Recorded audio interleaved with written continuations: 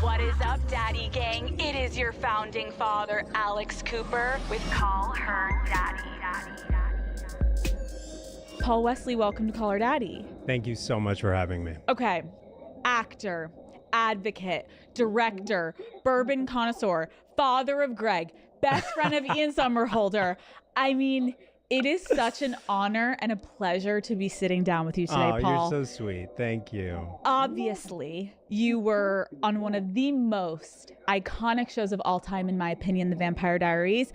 And I've always been obsessed. I remember when I started watching it, I've rewatched it. I've told you and Nina that I am a fan. Yep. Met multiple times. You're like, Yep. Alex, we get it. Yeah. And so it feels really full circle because now you, me, and Nina are going to be doing a television show together, which How is very awesome. exciting. How awesome. You deserve to know the fact that you and Nina are going to be back on screen together. It feels like we're healing something within the world.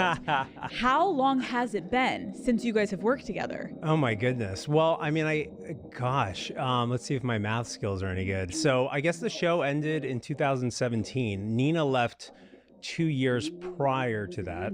But she came back for the finale. Yep. So I guess theoretically 2017, we're in 2026. So it's been 9 years since we've actually been on. So it's almost a decade. By the time our show comes out, it will literally have been a decade.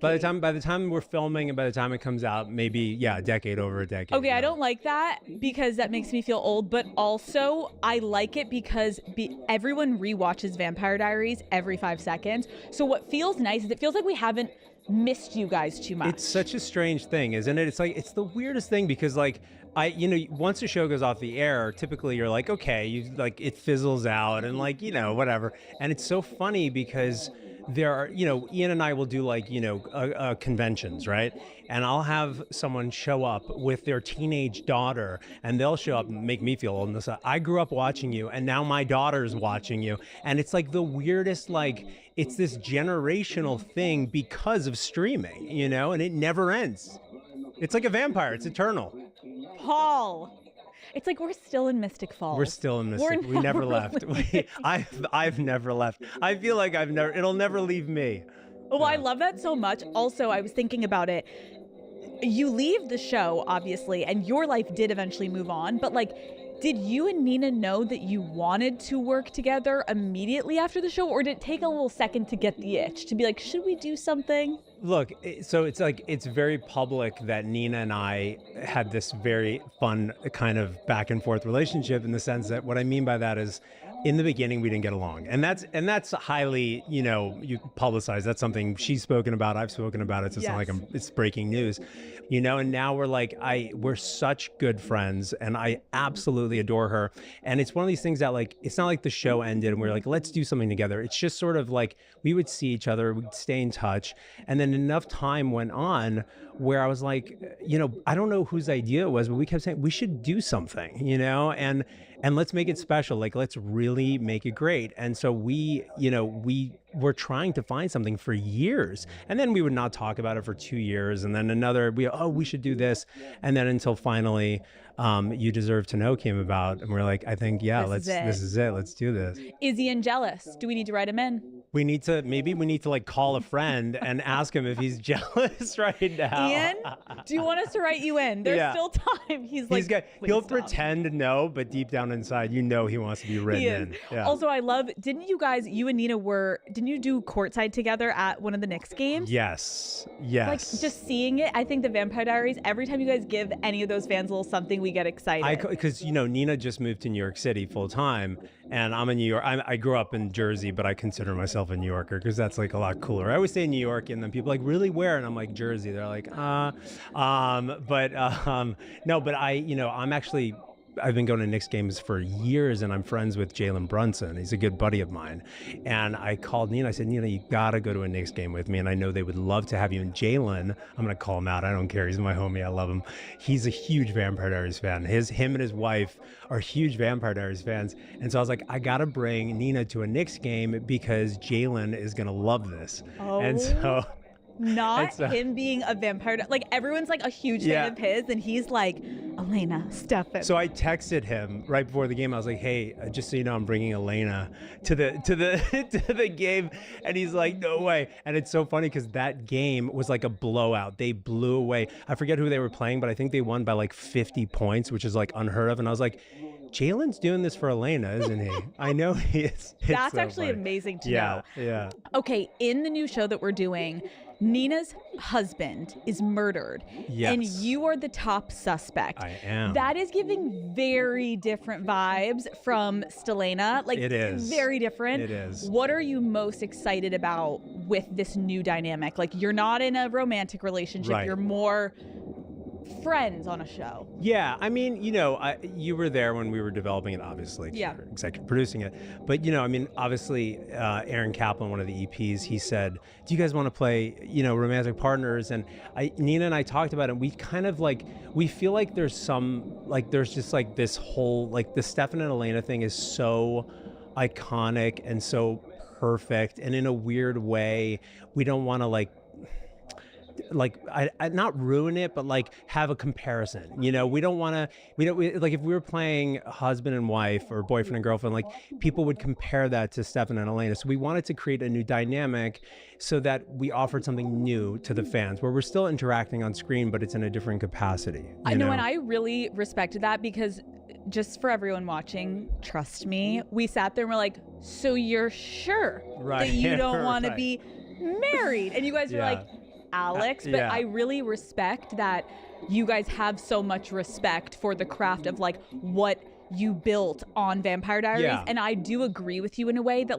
it would almost be hard to see you two in a couple and not be like Stefan and Elena. Oh wait, no, this is a different show. So I think we did it right. Exactly, I think so as well. But don't worry, everyone, I asked. Yeah. Since the show is called You Deserve to Know, I'm gonna ask you, okay. Some stories that we deserve to know, yes, Paul. You okay. do. The public deserves it. Yes, we deserve it. Me. And you're gonna tell us these stories. Please. Okay? Here we go.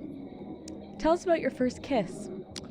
Okay, so, my first kiss was kind of I remember I was I used to live in this community in New Jersey where it was townhouses, but there would be a public swimming pool. And I was in the public swimming pool, and this girl, I don't even know who she was, she dared me to kiss her underwater.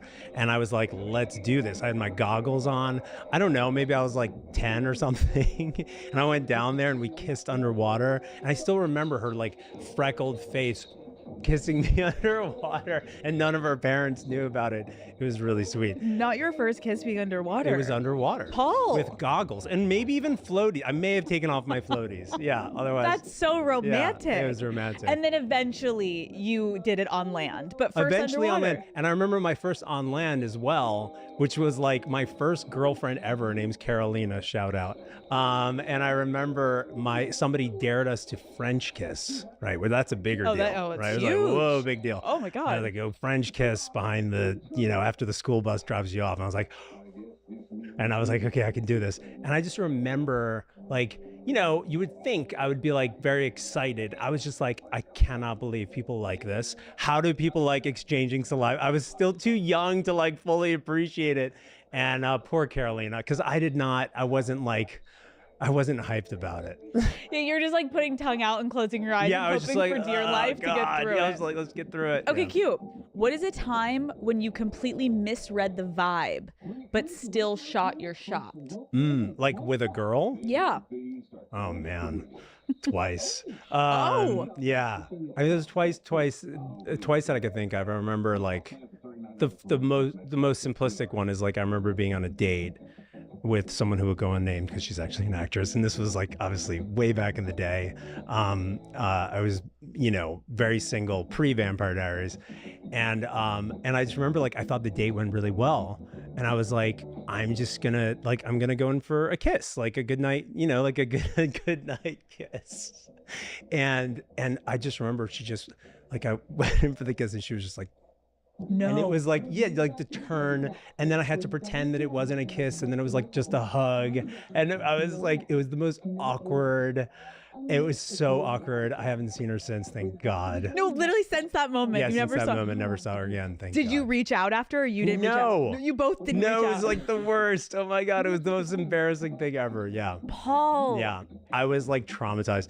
That, and then I remember one time I was in New York. I just remember I was on a fire escape in New York City, and I was having this conversation with this girl. I was at a party, I think, and I was just And never do this again, Paul. And if like there's any guys listening, don't do this.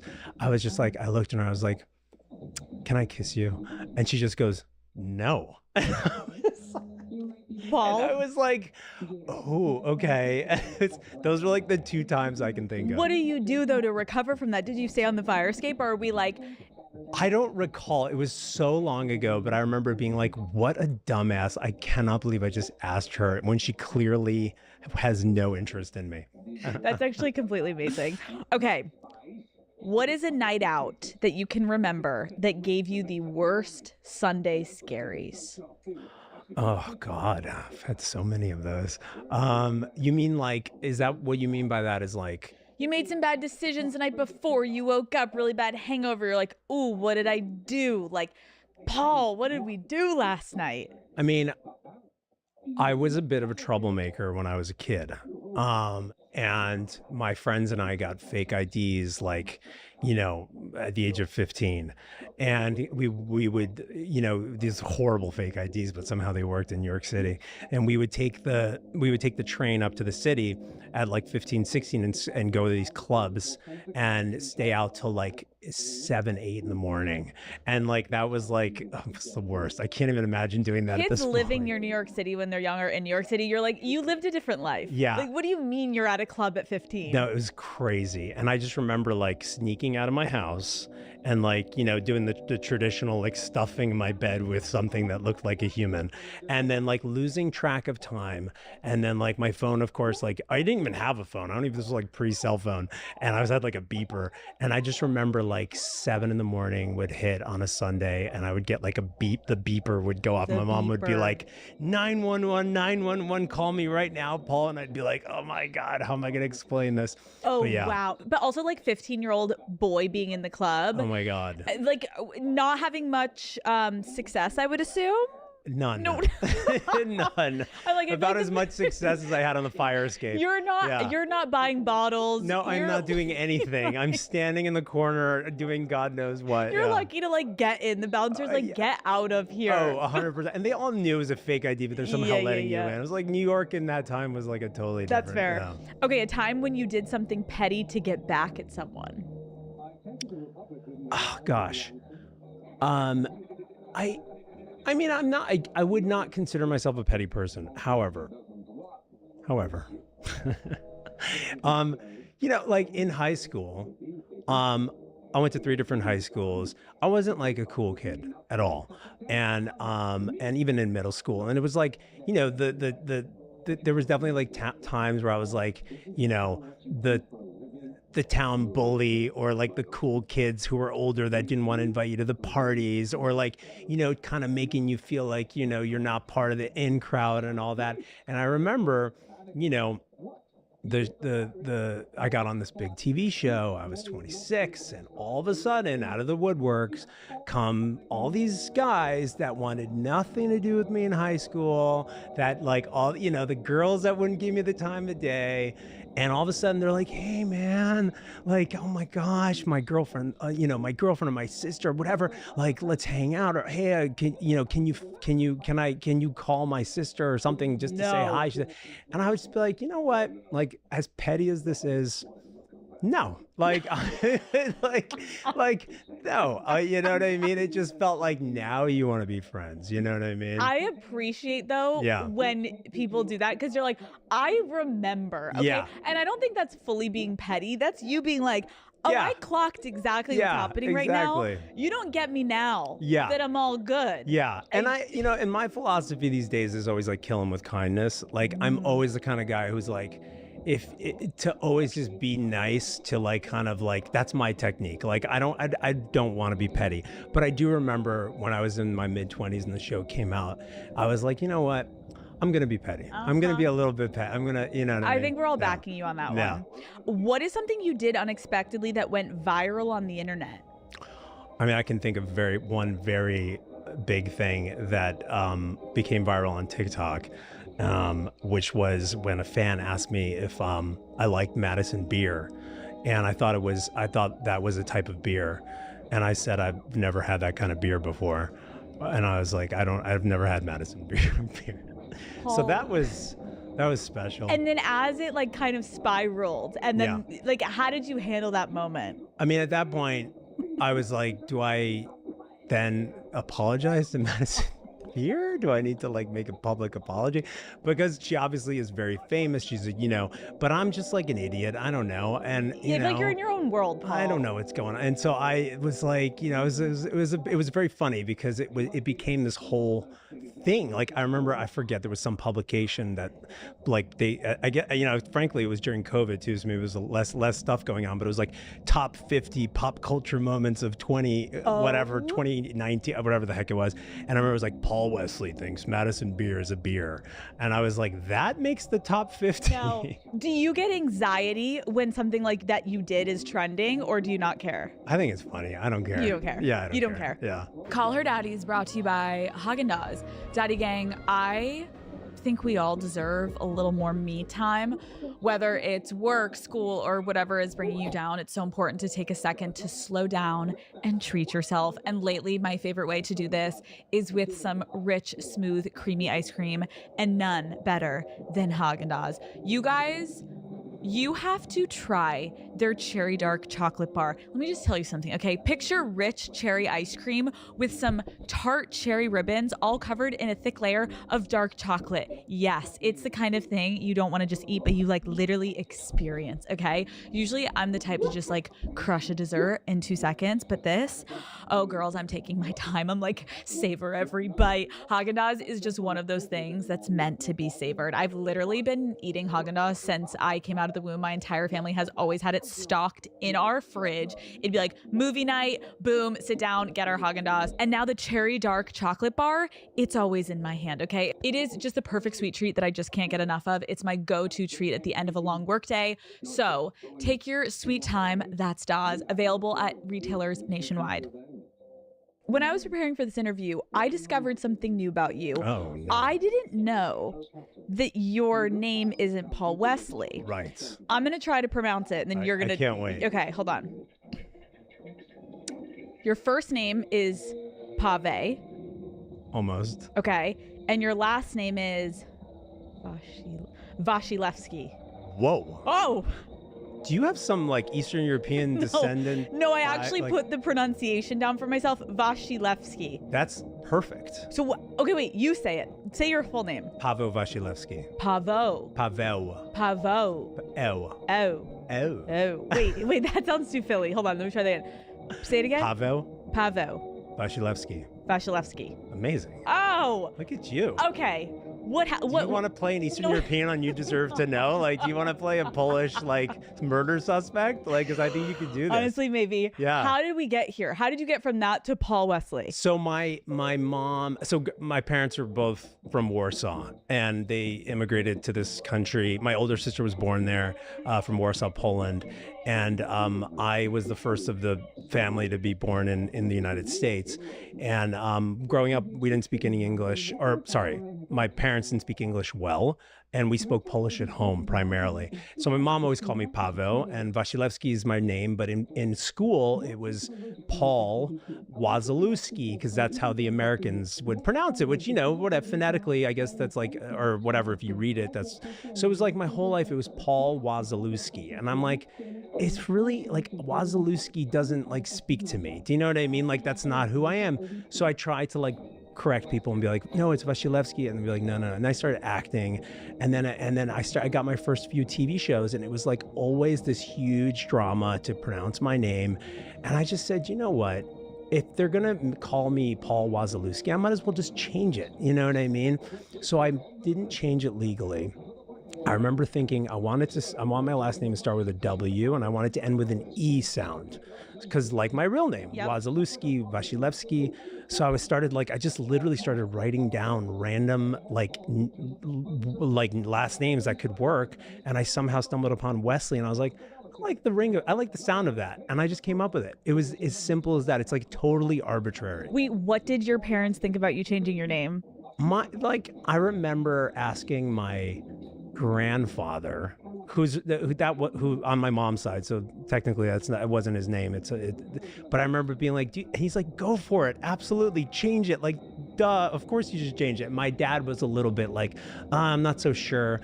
But then they kind of like came around to it, and I didn't change it legally. Yeah, legally I'm still, Oh. Vasilevsky.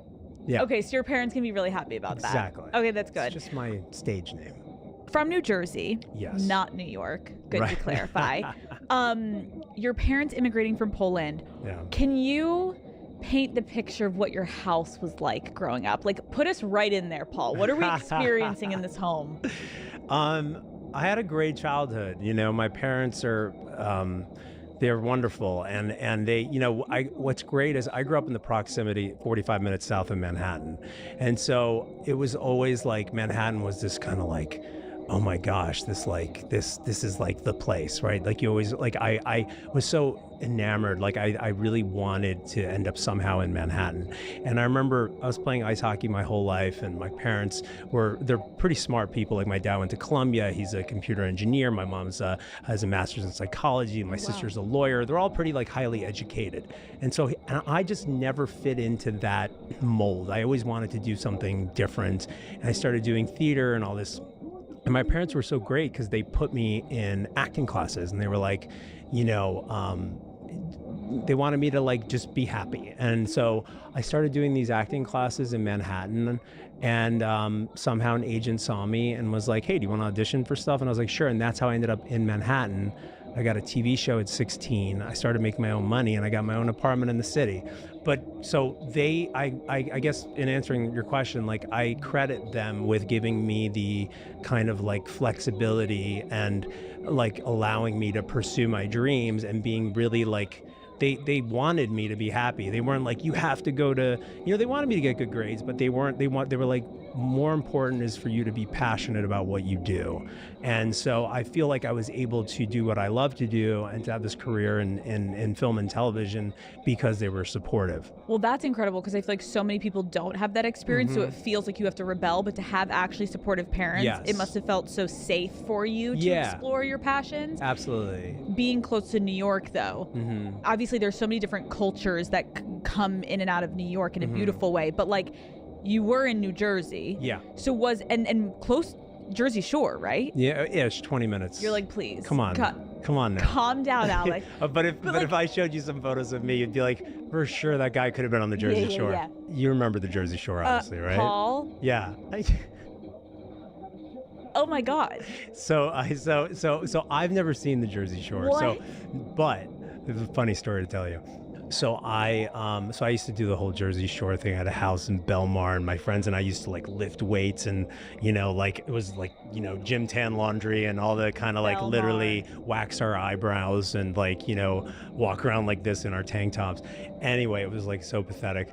And I remember like I was in my 20s and I was doing like something for the Vampire Diaries, and somehow they were like, oh, the cast of the Jersey Shore is here. And I was like, oh, cool. I don't know. I've never seen it.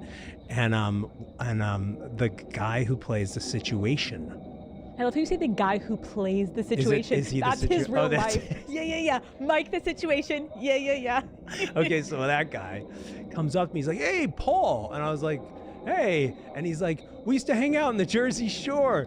And I was like, we did? And he's like, yeah. And I asked a few friends of mine, like, yeah, he used to hang out with us. We used to like go out with the Jersey Shore. I didn't even know. I was part of the Jersey Shore, Paul? you know, fist Paul, bumping. you had Yeah. the Situation right under your fingertips. Yeah. And you didn't even know. And I had no idea. You may have been out with Snooki and you didn't even know. For all I know, I could have been, yeah. Paul, why do I feel like that's your life? Where you're like, I didn't know Madison Beer wasn't a beer. I didn't know I was friends with the Situation. I didn't know any of this. Exactly. Like, life just keeps happening. And Paul's like, what? Oblivious. Dude, that's crazy. Yeah. Okay, so did you ever get a spray tan? Of course I got a spray tan. You were gym tan laundering, actually. I did a spray tan when I was, my friends, I'm telling you, I mean, it's like I shouldn't be admitting this, but like, I'm telling you, when I was like 17, and we used to like literally, like, it was all about like how big our muscles are. I was like 40 pounds heavier. Like, it was all about muscles and being tan, and then like making sure you have no chest hair, and like walking around the Jersey Shore like this, and like honestly fighting. We would get into like fist fights all the time. And like, oh my God, it was like, you have no idea. When you were saying that you were getting jacked and you were doing all that, you know what it made me think of? What? Donnie. Donnie from the OC. Paul? Donnie from the OC. One of my favorite shows. Were you on one episode? I was only on one episode. Okay. You made such an impression. To remember that you were on the OC and to only be in one episode, that's pretty incredible. You'd be surprised how many people come up to me and go, Donnie. No. It is the craziest thing. Like just one episode. And I remember because I read for the main guy. Ryan. Who's Ben McKenzie's a good friend of mine. I adore him. By the way, so is Adam Brody. And I just met them on when I was doing Donnie, when I was playing Donnie. When I was doing Donnie. No. And I remember I read for Ryan. I didn't get it. I was very devastated. And they called me like, how about Donnie? You're more of a Donnie. And I was like, sure, I'll play Donnie. And then I just played myself, basically. Yeah. Oh, it came so, because that was you were in Chino with Ryan or something, and you guys or whatever. You were there. You were like the scary guy. Oh yeah, I shot somebody. I shot the blonde guy. I was like, yeah, bitch. You shot Luke. I shot Luke. Thank you. You fully shot Luke. I shot Luke. You came into the party. Yeah. You had the gun. I had a gun. Oh my God. Cut the clip with good old Paul. Roll the clip with Donnie. Bring it back. I remember I think you had like a thick armband. Oh yeah, armband and oh my God. Oh, you were so Donnie. I was so Jersey. I was easy to play. It felt organic. 100%. Didn't have to study for that role at all. So you eventually get into acting. Right. And in the early days, you end up living with your childhood friend, Ricky, and his Pomeranian in a studio apartment in the West Village. Yes. Did you have two beds? We had two beds. Oh, that's the Pomeranian and him on one, me and the other, two twins, Oh, two twins? Two twins. Two twins. We're right there next to each other. Yeah. Oh, like a little nightstand in between. Yeah. And by the way, this is exactly, literally. And this is back when we were wearing tank tops and and still feeling yourself. Oh yeah, still feeling ourselves. So everyone was like, welcome to the neighborhood. And Ricky West Village. In West Village. What were you three getting up to around that time? God, no. By the way, I love that you said you three, including the Pomeranian. Yeah, like the Pomeranian was clubbing with us. No, it was I was on a soap opera with Brittany Snow. Oh, who love was her. I think she did the show. Yes, I love adore her She's so one much. of my dear friends. I adore She's the her. best. She's the best. So Brittany and I played boyfriend and girlfriend on a show called The Guiding Light. I was 16 years old, making a bunch of cash. I was like, Ricky, I'm gonna get an apartment in the West Village, and he's like, great. Is that how you would talk? Yeah, pretty much. Okay. Something like that. There was a little accent in there. It was giving a little New York. It was giving a little Sopranos. Yeah. No, I used to have a thick Jersey accent, but anyway. And then I was just let's just get and it was just the best time of my life, It was fake IDs and just partying and, doing this soap opera. And frankly, that's where I kind of learned how to, I remember when I first got on the soap opera, I was so uncomfortable. And the soap opera taught me how to work with the camera and be more relaxed. And it was an amazing training ground. And so many great actors came from that. But Brittany's amazing. Want to hear something funny? I'm going to call out Brittany. She said this story, so it doesn't really matter. Yeah, give it to us. It's really funny. It's Brittany's, I wonder if Brittany, she said this story, so it's fine. So we were on set and I'm 16, 17. So whatever. I had done a bunch. I had a girlfriend. I'd kissed girls before. And Brittany and I had our first kiss scene. And I was like, cool, no big deal, whatever.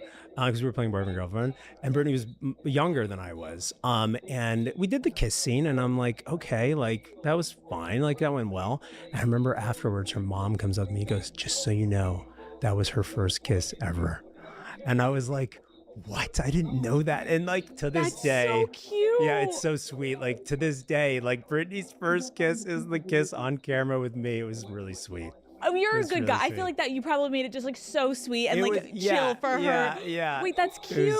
It was really Oh my sweet. God, Now also, we're really good friends. Yeah, it was really and funny. to see just how both successful you've been in your own right, and to think about you little youngins. Yeah, and imagining Brittany also being probably so nervous. Oh my God, I can imagine. Yeah. Oh my God, it's actually probably good that you didn't know until after. Yeah, exactly. That's really sweet. Yeah. Okay, so what would you and Ricky do though? if you had like a girl that you wanted to bring back, and we've got the twin beds, Paul, like what are we doing? Oh my gosh. Like what happened? What did happen? You're like, Ricky? Yeah. No, it was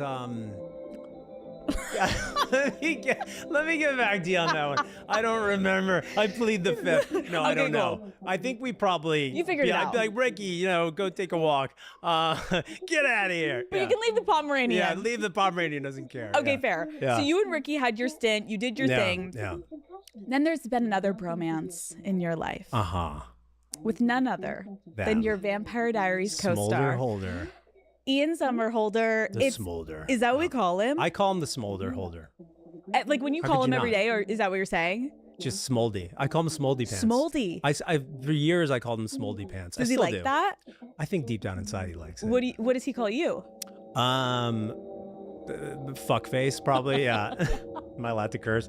No. I mean, we're so funny. We call each other like, Ian and I are like, we're like in this like domestic partner. No, not a domestic partner. We don't live together. It's like this, like we're in like a marriage, It's like we started off as like colleagues working together. Then we're like best friends. Then we're like, okay, we see each other every day for 8 years. I love you. But also like, then we're like brothers. Then now we have this business together. It's like, it is like such a complicated, it's like my longest relationship I've ever had in my life. I feel like we've been together for 20 years. And I know what he's going to say before he's even going to say it. And he knows what I'm going to say. And we're yin and yang. Do you We're totally bicker yin like a and yang. married couple? Oh my God.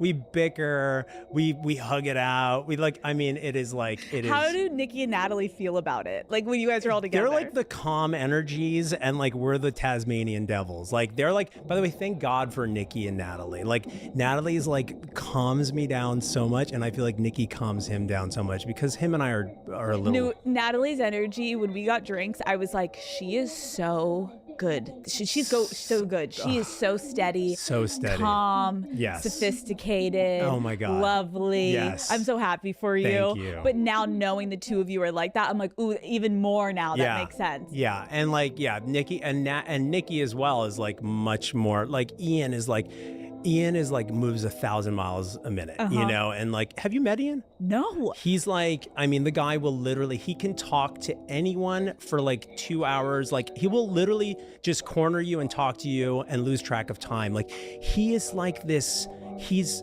the most personable person that you'll ever meet. Like you would love him. Everyone just looks into his blue eyes and just like melts. It's like, it doesn't work on me anymore. I'm like, get the hell out of here.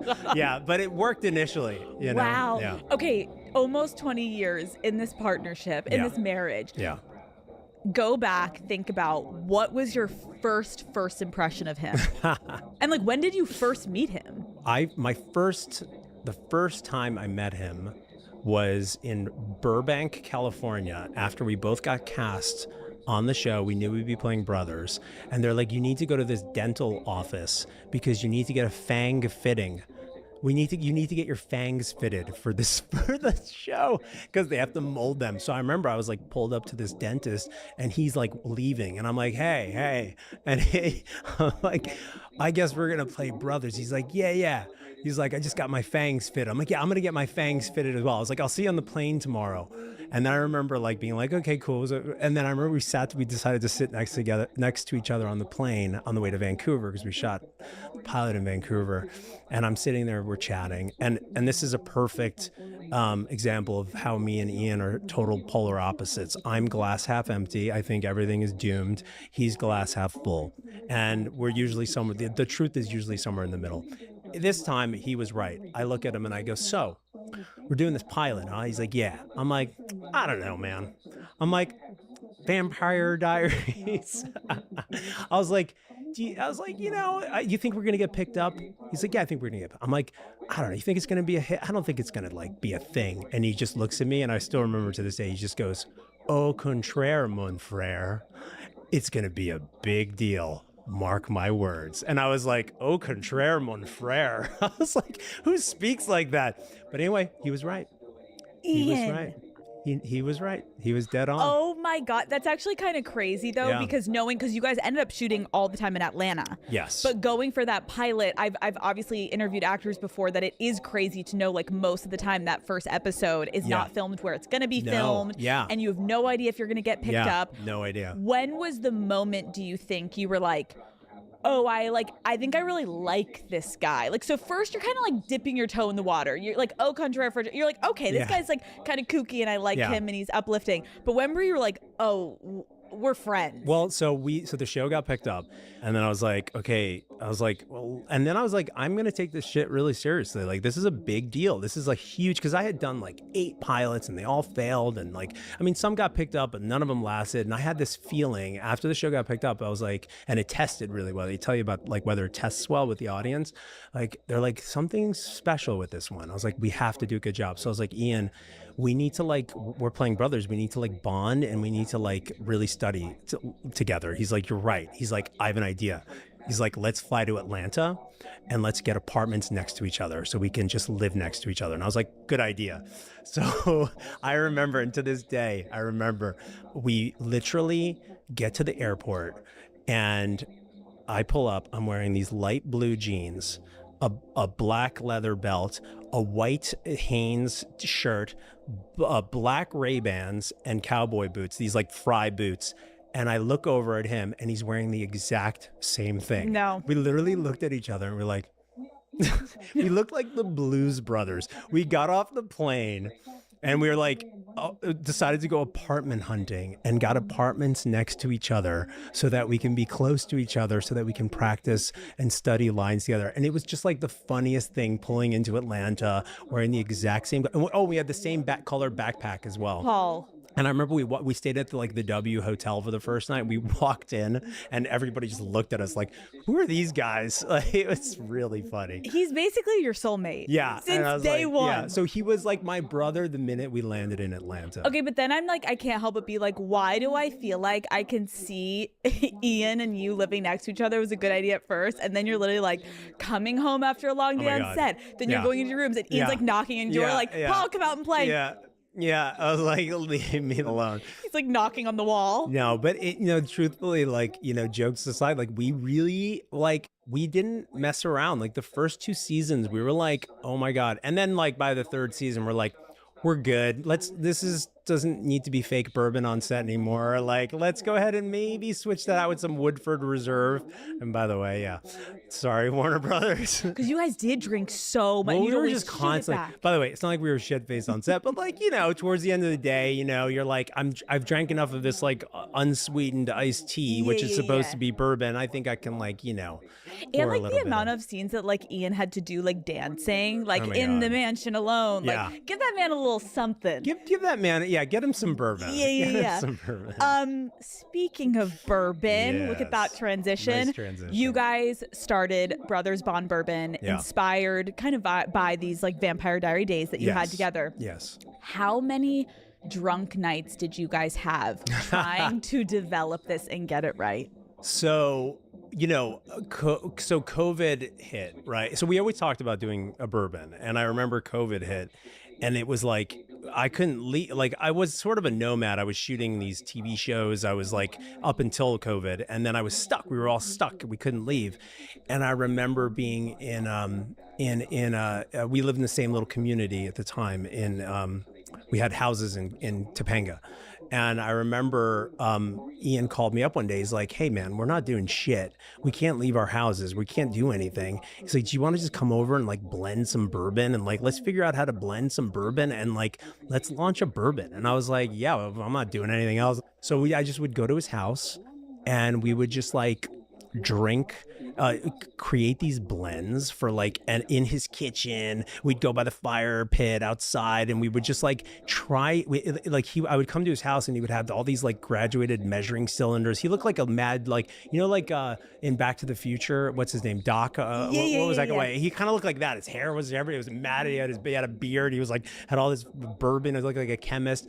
And I remember we just spent like months just like creating these blends that we liked, and then we finally found something we loved, and then like we sent it into this lab essentially to analyze the mash bill, and they were like, this is your mash bill. I was like, great, that's Brothers Bond. And then we like did a small friends and family round and raised a little bit of money and launched the bourbon, and boom, that was it. Congrats. That it's like so crazy to see, and it's such a great idea. Obviously, you guys have such a strong brand already in the two of you, but then to launch that felt very organic for you guys to do together. And we like genuinely like and this is not like a plug, like we genuinely love bourbon, and like that's all we drank in Atlanta. You know, when we would finish filming and be like, God, like we just shot 14, 15, 16 hours, let's go to the bar, and we would always drink bourbon.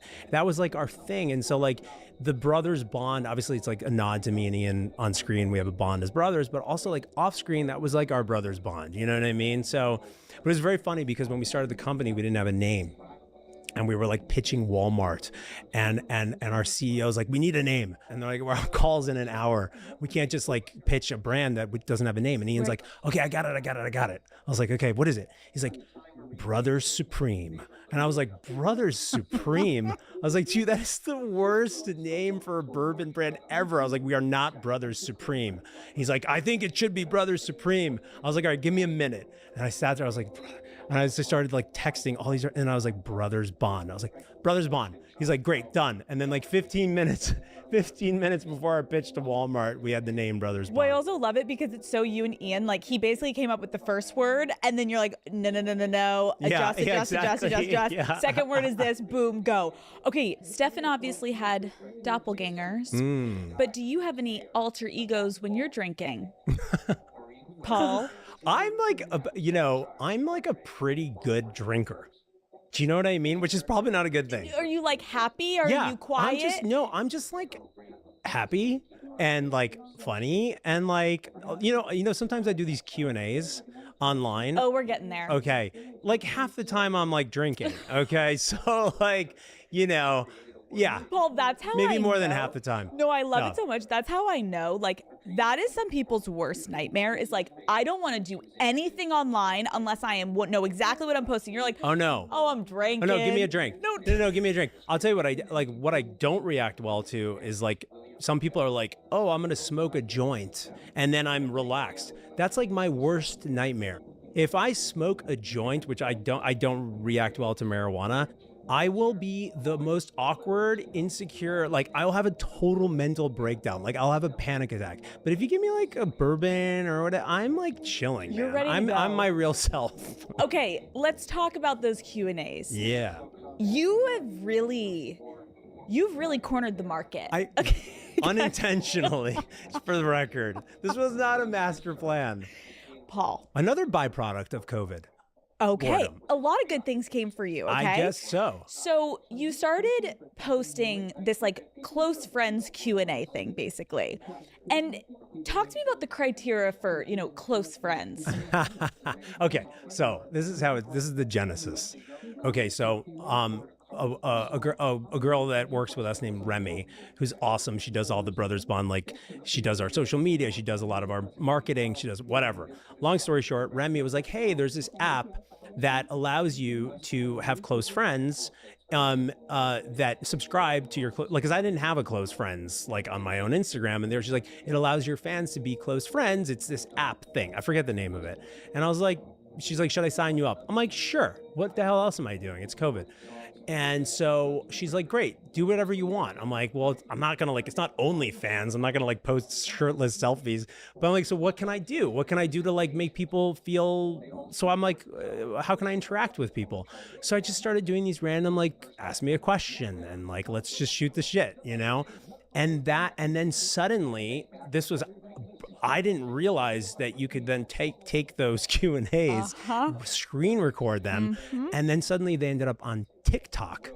And by the way, unbeknownst to me, so suddenly I'm all over TikTok with these Q&As, and that is how this whole thing happens. It is like the through line of this is Paul Wesley has no idea I what have the no fuck idea is what going the fuck on. is going on. This whole interview, Yeah, you're like, that, by the way, and still, then yeah. somehow this thing called TikTok. I know. It sounds like it's this premeditated. I promise you, it's not. all just like. No, I believe you. Yeah. You could tell. Yeah. Okay, so we're gonna make the Daddy Gang feel like close friends of yours today. All right, let's do it. We're gonna do a little Q&A. Okay. And you're gonna get in the headspace of like, your phone's in front of you, you've Yeah. had a little bourbon, Yeah. and you're just gonna answer from the heart. Whatever okay. comes to mind. Okay. What is something that really pissed you off lately? What is something that really pissed me off lately? Oh my gosh. So many things piss me off all the time. Well, I haven't spoken to Ian in a week, so I've been pretty calm. Zen, more than usual. No, I mean, listen, I love Ian, but he will drive me crazy because he is, he's too positive. He's too glass half full, and I need some negativity in my life. So I would say like Ian. The answer is Ian. Why haven't you spoken to him in a week? I don't know. I've been busy. Yeah. I gotta call. Should we call him? Please call him. We'll call him. Yeah, we'll call him. Call him now. Should we call him? Yeah, just tell him to say hi. Okay, Come on, Ian. All right, let's see if he picks. By the way, he never picks up the phone. Let's just see, maybe. Do I even have him? I don't even have him in my favorites. That just goes to show you I how think you're little. saying in my phone. No, I have him in my Do phone. you have him in as Ian Somerhalder? Yeah, oh my God, you're gonna laugh. I have him. I make fun of Ian's fedoras, his giant hats. Of course. I have a giant, exaggerated fedora as his profile photo. He won't pick up. This is gonna piss me off. If you ask me what pissed me off, this is what's gonna piss me off. Like I'm in the Never middle of picks a up. He show. never picks up. I feel like he would pick up. I feel like that's his personality. Ian, though. come on, pick up the I feel phone. like you're the one that wouldn't pick up. I'm the one. I definitely Your wouldn't. call has been forwarded to voicemail. Are you kidding me? This is what pisses me off. Ian. Oh wow. Okay, so he doesn't answer your calls often. No, he does. He's just, you know what? Ian's the kind of guy that like, he's like literally will like put his phone down and corner someone for like 3 hours. And then no one can get a hold of him. And we're all just yeah. He's in one of those combos He's very right now. focused on what he's doing, which is probably a good thing. He's not a multitasker. Got it. Okay, good. Call Her Daddy is brought to you by Uncrustables.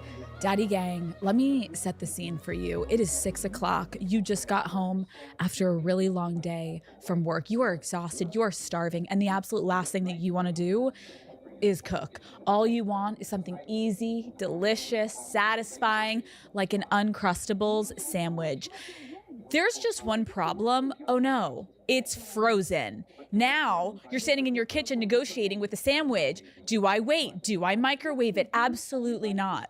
Do I sit on it for a few minutes? I've thought that before, okay? Maybe. Listen, we have all made questionable decisions when we are hungry, but Daddy Gang, we don't have to live like this anymore. You can now keep Uncrustables sandwiches in your fridge so they're ready to eat the second the craving hits. My mom always kept Uncrustables in our house growing up, and I remember every day after school, after soccer practice, I would just grab one. They were my go-to snack then, and still, they are honestly, today, still my go-to snack. So next time you're staring into the fridge wondering, what should I eat? Make sure there's an Uncrustable sandwich waiting there for you. Find them in the freezer aisle today. Okay, what is something that gives your fiance Natalie the ick about you? I refuse to go to bed unless I have a humidifier and a sound machine. Oh wow. So I have to travel with a humidifier and sound machine. You're high maintenance. I like good sleep. Sleep's important to me. Sleep's important to Do you me. do the mouth tape? No mouth tape. Okay. Eye cover? Eye cover. Earplugs? Sometimes. Oh, you're strapped in. I'm strapped in. Natalie's like, I'm not feeling turned on right now. She's like, I look over at you. You have a mouth guard, a sleep mask, a white noise machine, and a humidifier blowing in our faces. She's like, Paul, can you chill? Just tone it down. Can you just like relax? Okay, this is a good visual to have. Yeah, or not. No, Yeah. Yeah. Okay, what is the craziest thing a fan has sent you? I mean, I have a crazy story. I don't know if this is something that they've sent me, but one time I came home. I was living at the time in the Hollywood Hills, and I came home from this is kind of this is actually kind of creepy. I came home from something and it was like the middle of the night. And I remember like at 11 p.m. I pull up and I don't live in this house anymore, so it's okay. But I pull up to the driveway and all of a sudden I see like 9 suitcases in my driveway. Okay. And like, you know, those like, it was the weirdest thing, you know, like back in the day when women would go to the hairstylist and they had those bowls. Oh, yeah. What do they call them for like a perm bowl. Like a perm bowl. Yeah, there was a perm bowl. I was in your driveway? In my driveway. I was like, why is there a perm bowl in my driveway? I was like, what is going on? And there was a fan there and she goes, hey, and I was like, can I help you? And she's like, we've been emailing. You told me I can move in. By the way, I swear to God. Paul? And I was like, what are you talking about? She was emailing with someone who thought she pretending to be you. Was pretending to me and said that she could move into my home, and she brought the perm bowl. I was going to say, I don't know what's weirder, that she was ready to move in. Not weird at all. The perm bowl was the thing that weirded me out. The luggage, I was like, whatever, it's fine, we can deal with this. The perm bowl, I was like, why does that have to come with I love also that we're calling it a perm bowl. Yeah, it's or whatever. What is it? It's a dryer that is when you're getting a perm. Yeah. Paul, so what did you do? I said, look, it's not me. I haven't been emailed. First of all, I was like, how do you know where I live? And she's like, what do you mean everyone knows? I was like, everyone knows. I was like, what are you talking about? So that was, Yeah, that's weird. That was weird. I also heard someone sent you a big box of sausages. Oh, yeah. Someone did send me a big box of sausages. Thanks for reminding me. But yeah, no, I did get sausages. And what did you take from that? I didn't eat the sausages. Okay. Yeah, I don't know if it was innuendo, if it was just, maybe it's because I'm Polish. Yeah, we'll go kielbasa. With that. It will make you feel better if that was it. It was because of the kielbasa. Yeah. Maybe they were meant for Ian. They were like, get this to Ian. I was like, no worries. I'll get that over to him.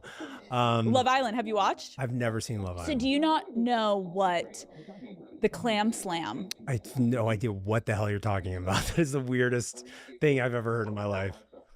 If you had to think about like, all right, a clam slam. What? I don't even know where to start. Okay. Walk me through this. This is your new Madison beer. Okay. So everyone in the world is talking about like the clam slam. Clearly not everyone in the world. But you know nothing, Paul. Okay, true. It's the clam slam that was heard around the world, basically. Okay. So there is this woman, Kenzie, and on Love Island, she could just be mid-conversation with you, and then she just drops to the ground and she does a split.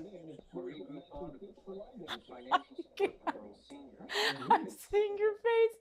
Oh my God, I'm laughing so hard. Paul, oh my it's just God. A quick little 1-2, boom, to the ground. I just snorted. And what?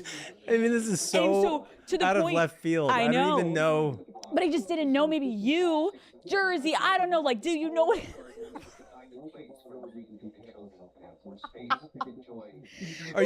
What are you asking me? I guess I was wondering, like, have I seen a clam slam in the Jersey Shore? What? Have you ever seen a clam slam in real life? Like, I have never. I didn't even know. I don't even know what to say. I'm at first time in my life. I'm at a loss for words. I have not laughed this hard in an interview in so long. No. Okay, so you've never witnessed a clam slam? No. Okay. In my mind now. No, this is good. This is good because the Love Island fans are gonna love that. We're moving on. Please. Kenzie's gonna love that one. Okay. Are you and Justin Bieber in any way related? I don't think so. I don't. Not to my knowledge. You see people say you guys look like. Yeah. Not when I was younger. It is true. Yeah, I've seen some photos of the fans have taken photos of the two of us and they put them. And yes, no. Mm-hmm. Have you ever met him? I don't think so. Okay, we gotta get that together. Yeah. Okay, someone who also looked like you. There was a Halloween costume situation. Oh, yeah. And yeah.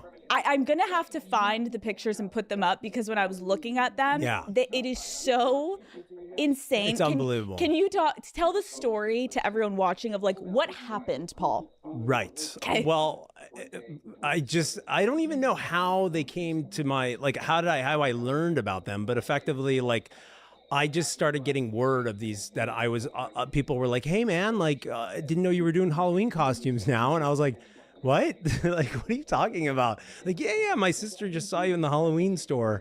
And like, yeah, man, like you're hard on cash. Like, what's going on? I was like, what is, so I was like, somebody find me these Halloween costumes. And suddenly fans started sending them to me. People online were like, hey, Paul, I just saw you at this Halloween store. And they would send me photos.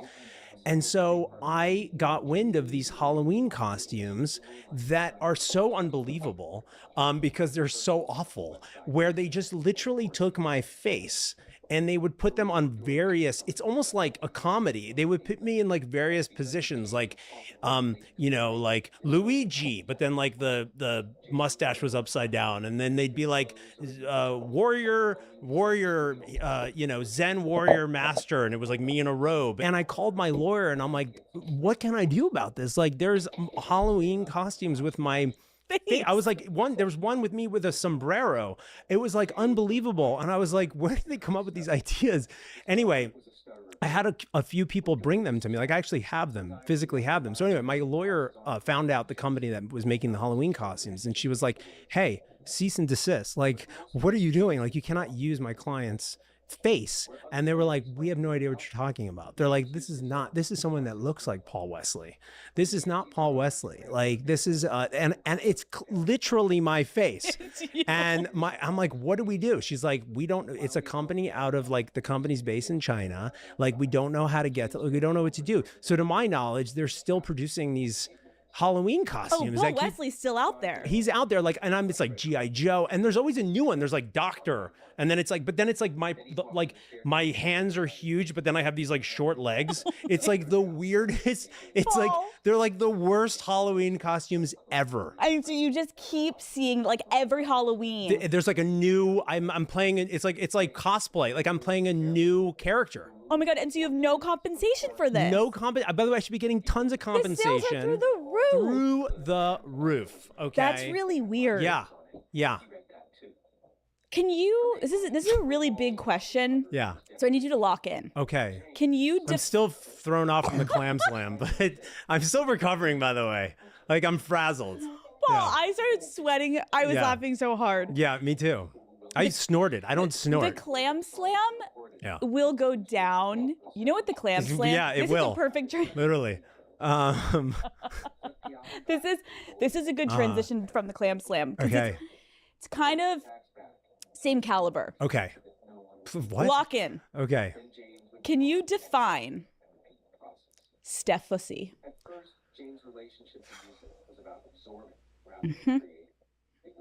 I gotta lock in. Yep, that's what I said. Take your time. I gotta take my time with You this. need a water break. Whatever you got to do. It's a bit of an enigma. It really is. I was doing the Q&A, as you know, the infamous Q&A, and one of the questions, someone called me a Steph-ussy, and I was like, I am going to answer that question. I think they said, "Are you a Steph-ussy?" or something like that, and I was like, I'm going to answer it because I could choose the questions, you know? So I willingly chose that question. I was like, I think this is a good idea. This is a good one to answer. And I was like, and I don't remember, I somehow was like, yeah, I guess I am a Steph-ussy. And somehow this became the greatest, like now when I walk down the street, I swear to God, people aren't like, hey, Paul, or like, hey, Stefan from the Vampire Diaries or whatever, any other thing. They're just like, what's up, Steph-ussy? So now for the rest of my life, I am a Steph-ussy because someone asked me if I was a Steph-ussy on my Q&A. Paul? If you want, you tell me what a Steph-ussy is. I have no idea. Nor do I. I can't even. Like we kind of maybe understand what it's like. It's almost better to not define it. It's almost better to not define it because it could be whatever it is for anyone. And we can't put it in a box. Exactly. We can't put it in a box. Yeah. Wow. Yeah. And by the way, I keep waiting for it to fade. I'm like, surely in time, I will no longer be Steph-ussy. You're on Call Her Daddy. It's been and we years. got Steph-ussy questions. Oh, no, it's been years. Yeah. It will not leave me. But you did it to yourself. I did it to myself. you almost wonder who was that person? Who and are they pissed that they are not getting the credit? The credit. Come forward. And how do you prove? How do you prove it? How do you prove? Who came up with Steph Pussy? Some genius. Some genius. I mean, who knows? Who knows? We're going to circle back to that. We will. I have a question. Yes. Even though obviously you touched on this way earlier, but I still have to ask. When you and Nina started Vampire Diaries and you were like, we hate each other, how did you, when you look back, how did you two come together and make it look so good on camera? Because I'm like, just for the record, it's not that it was like we immediately were like, I hate you. It wasn't like that. We were like actually great. And then it was just like we would have these like, it's slowly, it was like, first of all, we were all in our 20s. I will take a lot of responsibility because I was a bit of a curmudgeon. I was like a bit of a grumpy pain in the ass. I was like, I'm taking my acting seriously. Yeah, I heard you were a little intense. No phones on set. Nah. Like I was a little bit intense. I was a little bit intense. And then, everyone else was like a little bit more chill. And so I think I'm going to take a lot of responsibility for being a bit of a pain in the ass. Okay. All right. So that's number one. And so, but we were both professional and we both knew, and the work mattered to us. So regardless, we would like butt heads on set, but then the minute the cameras rolled, it was like, we knew we wanted to make it magical. And like some actors just, you can be like, have two really good actors and the chemistry isn't there. For whatever reason, Nina and I had this chemistry. And I remember when I was auditioning for the Vampire Diaries, screen testing for it, it was like me and 9 other guys. And I remember like all these guys were like, kind of kissing her ass, trying to like, whatever. And I remember I just was like, I'm not going to look at her. I'm not even going to acknowledge her because I want to meet her in the audition. I want to meet her for the first time in the audition. And that, because our scene was us meeting for the first time. And I just remember being in the audition at Warner Brothers, like in front of all the executives, and just like, we looked at each other and it was just like this immediate chemistry, and we were these two characters and it just was magical. And so regardless of us not like getting along, it somehow clicked. Yeah. I don't know. I guess I didn't really answer your question. No, like when did you guys start to be like, okay, like maybe we can be friends? Like, was it like season 1 we were like... You know what? No, it was like season... So her last season was season 6. Okay. You're like, and that's I remember, when we became friends. And then 5 minutes before she left, no, and I just remember like during season 6, I remember we all kind of grew up and I chilled out and I was like less of a pain in the ass. And I just remember looking at her and I was like, you know what, Nina? I was like, you're going to miss me one day. I said that to her. I was like, you're going to miss me one day. And she's like, maybe. And I remember years, like 2 years went by and we kind of kept in touch. And then she came back to do the finale. And I like, look, and we like hadn't worked together in 2 years. And we looked at each other and I was like, I missed you. You know what I mean? Like I missed her. Like I missed having her around. And then like, it was like to this day, she's always like, I remember you said to me, you're going to miss me one day. And you know what? You were right. Like you were right. And it was like, it's just like this thing that just like slowly happened. Well, you know what's also cool about that? And yeah. Because I remember talking to Nina about it. It's like the amount of episodes that you guys were doing. TV shows don't really do it like that anymore. Like how many were in a season? 22. Sometimes we would do 23. I wish we could go back to those days so I could just binge it all. But now there's like 8.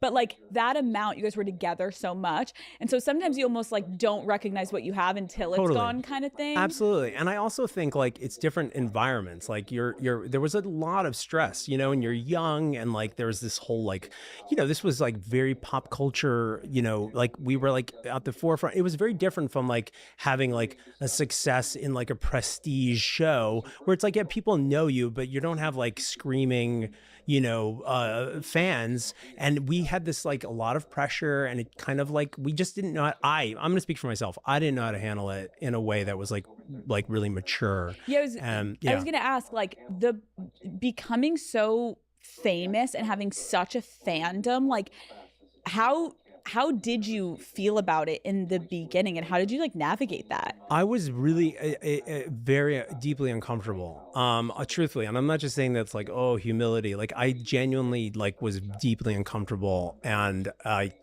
kind of like turned into like a bit of a recluse. Like I didn't go out that much. I didn't do that much. And thank God we were thank God we were in Atlanta, because we were kind of like separated from the Hollywood and all the parties and all the nonsense. And so, but I definitely like sort of like tried to hide under a rock a little bit, you know? And I didn't like luxuriate in that moment, because it's such a special time, you know? Acting is such a difficult career, and like to have something that's successful that people love and people like look forward to is such a privilege, you know? And I didn't take it for, it's not that I didn't take it for granted, but I definitely, the things that came with it, I didn't enjoy them. Whereas now I'd be like, this is awesome, you know? But at the time I just didn't, I wasn't equipped. Yeah. Did you guys in Atlanta, like, would you guys hang out and like go to bars all together? Because you're together 24/7. Totally. Absolutely. Were you able to go out? Yeah. It was, we had like our one bar that was like our stomping ground. That was like our bar. And it doesn't exist anymore, but it was called Krog Bar. And it was this tiny little bar. It was like a wine bar. And we took it over every Friday night, every Saturday night. It was like our thing. The whole cast would go, the crew would go, and that was like, and nobody else really went. And that was like our thing, and we didn't really go anywhere else. Oh my God, that makes really that makes me really happy. Call Her Daddy is brought to you by Ashley. If you went through my camera roll right now, you would find about 1,000 photos of Henry and Bruce and about 1,000 screenshots every time I'm scrolling and see a gorgeous living room, a coffee table, a lamp, immediate screenshot. The fun part is collecting all of these ideas, but the hard part is actually making them work together in your own space. We've all got a vision for an aesthetic, right? And that's why I am so excited about Ashley's new Ashley Luxe collection. Ashley Luxe has beautiful furniture that's designed for how people actually live. We're talking sculpted wood, soft velvet and leather, brushed metals, the kind of pieces that instantly make a room feel more elevated. I love how versatile everything is, especially their Whitehaven collection. You basically melt into it, which is literally the goal, right? Personally, I've also had my eye on the Ashley's Neo collection. The wood tables are so stunning and exactly the kind of timeless piece that works for literally everything.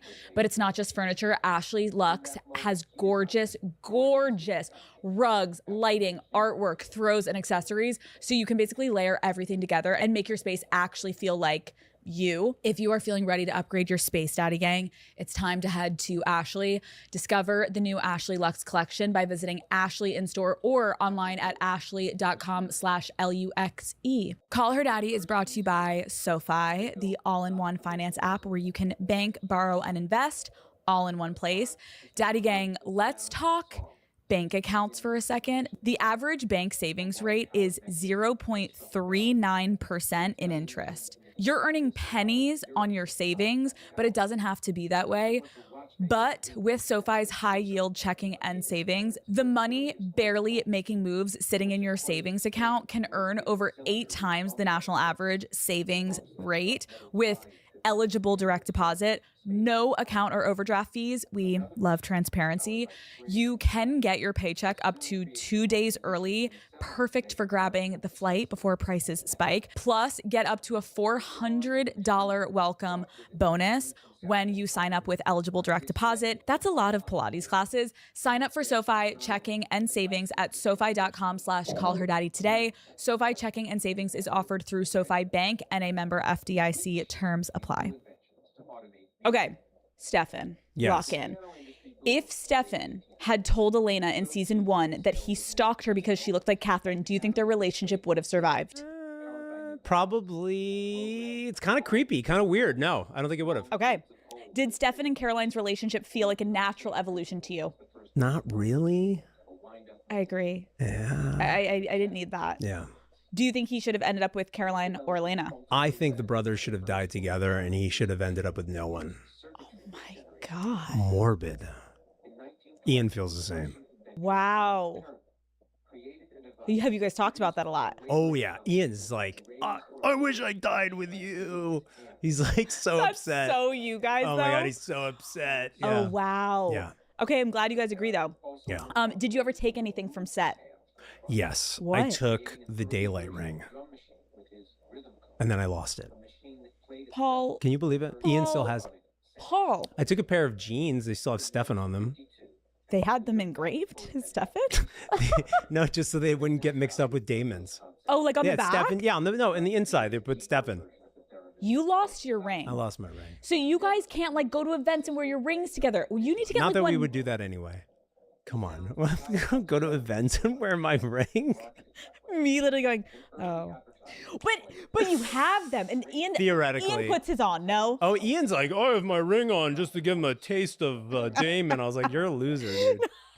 But you're also secretly like, I wish I had mine. But I secretly am jealous. He yeah. needs to get you one made for your birthday. Yes. I'll work on that. Yes. Okay.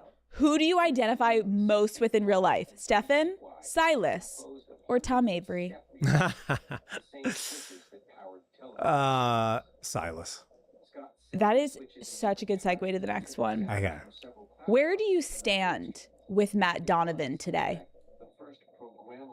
I, firstly, love Zach Rohrig, who played Matt Donovan.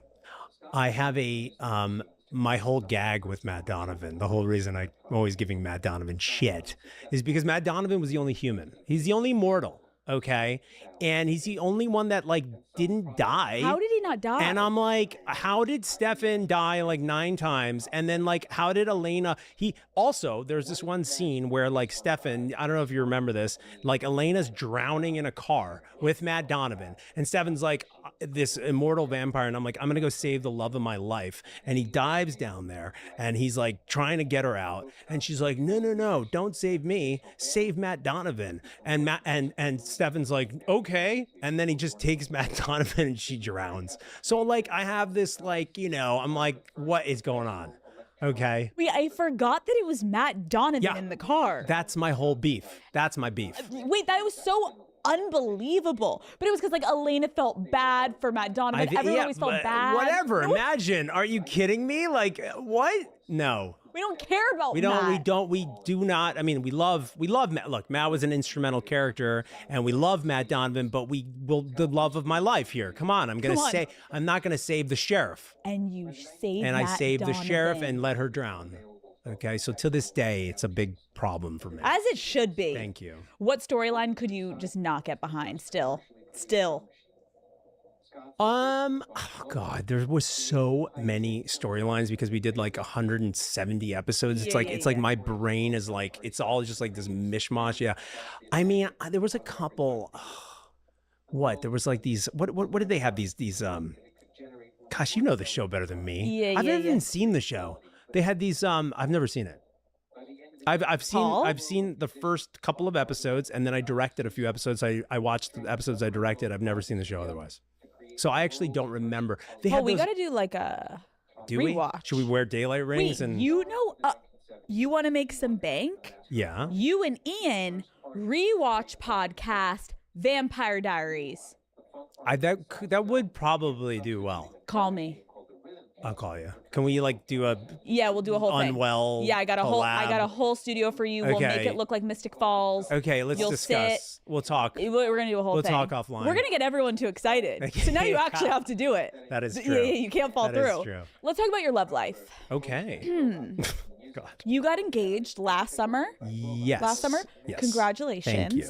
You guys met in the wild, which is like so few people meet in the wild now. So can you indulge us? Like, how did you guys meet?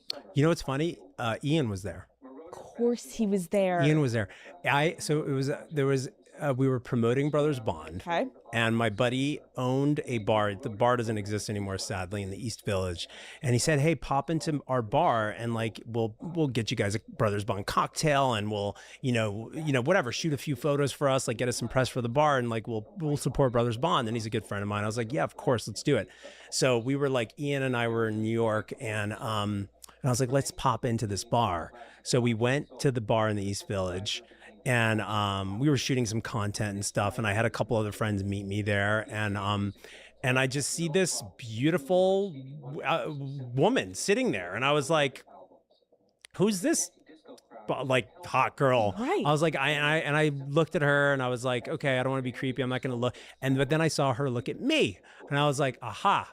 It's like, okay, so clearly there's like something's going on. So I was like, I'm just gonna go, and I never I don't hit on girls. It's like not my thing. I'm terrible at it, and whatever. So I was like, I'm just gonna go there and I'm just gonna like say hi. And thank God my friend who owns the bar happened to be there, and I walk over. And he's like, hey, by the way, have you met Natalie? And she was right there. So thank God he introduced us, because it probably would have been a disaster if I just like cold, whatever. Yeah. And I said, hey, nice to meet you. We started talking and found out she was from Europe as well. She spoke 5 languages. I speak 2 languages. And we started talking, and then just really hit it off. And that was it. That was kind of like, and then just like I left the next day, actually. We just like exchanged numbers, and I left for Europe. I went on a guy's trip to Europe, to Italy, funnily enough. And then we just were texting, and I would send her some pics from Italy. And then I got back to New York and she was still there. And then I asked her out on a date when I got back, because we had been texting for like a few weeks. And then fast forward, you're now engaged. And now we're engaged. How was the proposal? Were you stressed? Did you put a lot of thought behind it? I put some thought behind it because so I had to go to once we started dating. We hadn't been dating for very long, and I had to go to Italy for I was doing there's a magazine called Icon. It's an Italian, whatever. It's a cool fashion mag, and I did the cover, and we were doing a launch party in Rome. And they were like, you can bring a guest if you want. And we kind of we'd only been seeing each other for a little bit. And I said, hey, do you want to come with me to Rome? And she's like, sure. So it was in October. All the hotels were closing. I was like, let's rent a car and drive down to the Amalfi Coast. Like, let's just go see, I didn't book anything. And there's a hotel down there, Belmont Caruso, it's called. And it was the final day before the closing for the season, the final 2 days. So I booked a room, and I was like, we had the hotel for ourselves. And we had this like magical time there, and really kind of fell in love.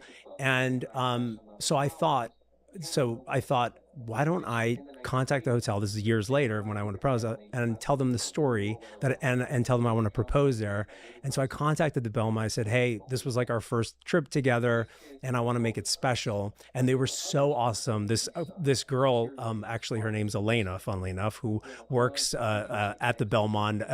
Now she works for a different company, but at the time she worked for Belmont. She's like, of course, I'm going to make it really special. So she set up this.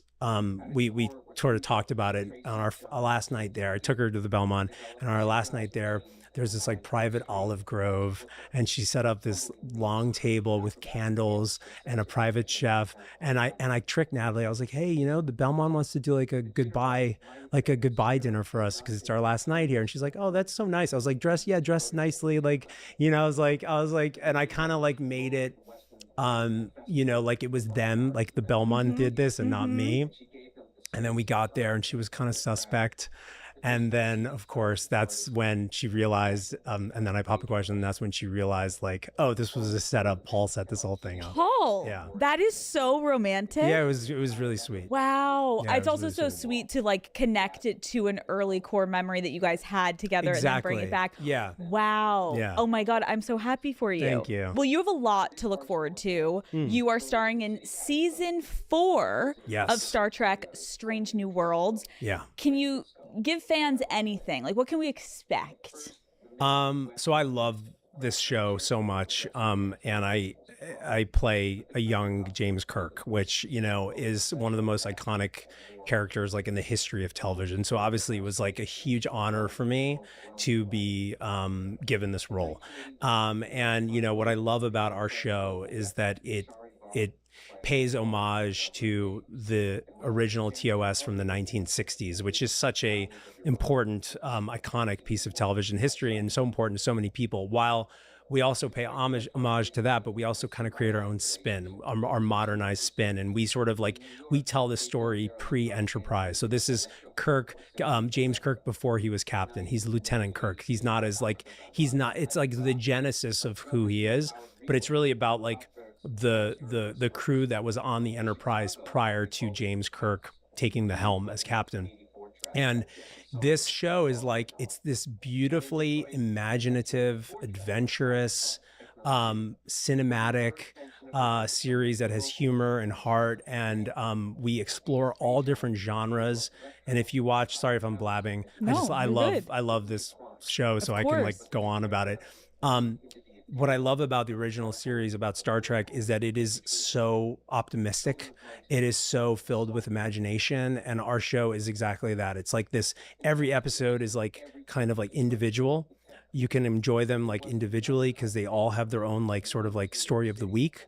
But there's this beautiful through line with all the relationships and all the characters. And I don't know, we're just really proud of it. And we want people to tune in. No, of course, as Yeah. you should be proud Yeah. of it. Also, it's so cool, like being a part of such a huge franchise, obviously. Yeah. And now obviously knowing you and knowing how much you take your craft really seriously, it's so cool to hear you also talk about like recognizing what was so well done before Yeah. and still having the respect for that, and also leaning into a new version and finding a way to bring that to life while Yes. still Yeah. it's really cool. Yeah, I'm proud. It's a lot of pressure, obviously, because like William Shatner. It's like I'm not, it's like No pressure. He is, yeah, exactly. Yeah. Kirk's look is quite, the switch up from Stefan's. Like, talk to me about that costume. Well, I mean, it's the Starfleet uniform. It's like it's very everyone's kind of wearing the same thing. Although I will say, when he's not on the ship, you do see him in some civilian clothing. But like, it's definitely a switch up. Like it's definitely, and I sort of lean into this sort of, Kirk can be interpreted in so many different ways, and my interpretation of Kirk is like a little bit less of the kind of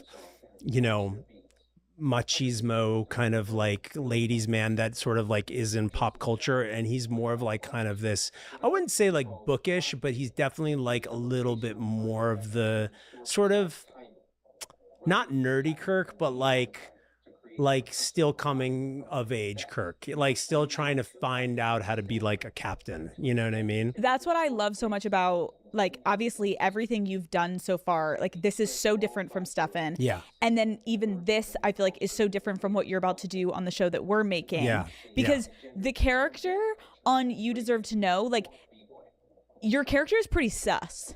Yeah, and like when you're get cast in a show, or when you're starring in a show that has become so popular, it is so difficult to break away from that image, right? Like that's such a thing. Like it's like a CW thing too, I feel like, or even like Friends or whatever. And so like my whole goal ever since I ended my work on the Vampire Diaries has been like, what can I do that's the opposite of Stefan? Like how can I differentiate myself? Because I don't want to be, I mean, Playing now the I same am character. Now I am Steph Pussy. You were forever So Steph Pussy. at And least that's I have like, that going for me. No. That is like in the Hall Yeah. of Fame. Yeah. Like Stefan Salvatore is kind of yet to the It's wayside. sort of like in the shadows, It's right? kind Like of not a big deal. It's not a big deal anymore. It's Steph Pussy through Yeah. and through, but Yeah. that's not even like a television character Yeah. now. So now you can focus on Kirk. You can focus on, our new Right. show. Stefan's over there.